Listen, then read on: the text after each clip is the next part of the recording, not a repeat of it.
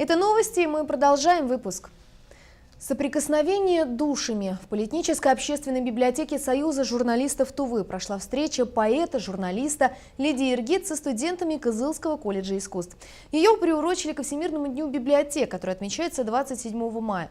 Встреча получилась по-настоящему литературной. Будущие библиотекари читали стихи поэта, а она, в свою очередь, рассказывала им о своей жизни. Вдохновлялась теплой беседой и наша съемочная группа. Я навсегда останусь молодой, как голубы небесные стропила, искрящейся, живой своей водой, Мангун тайга мне сердце окропила.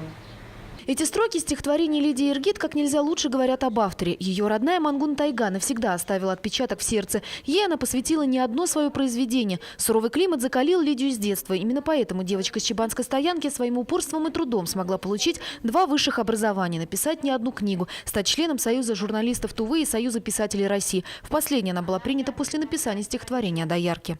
Она уходит на рассвете своим коровам.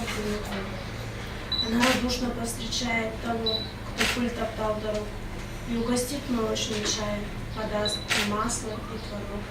Это, как и многие произведения Лидии Иргид, изначально были написаны на тувинском, а лишь после переведены на русский, но не потеряли при этом своей мелодичности. Поэтому одним из вопросов будущих библиотекарей был, в чем сложности перевода. Исконно тувинские слова, вот переводить на русский язык иногда очень сложно.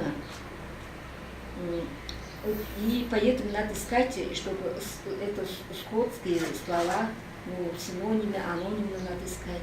Студенты внимали каждому слову автора и старались конспектировать, ведь в дальнейшем им придется бережно беречь наследие Политической общественной библиотеки Союза журналистов Тувы. Мы заключили договор между Союзом журналистов Тувы и Кызыльским колледжем искусств имени Алексея Бахтаевича Черголола по совместному сотрудничеству, по осуществлению проекта «Мобильная школа толерантности без языковых и этнических барьеров».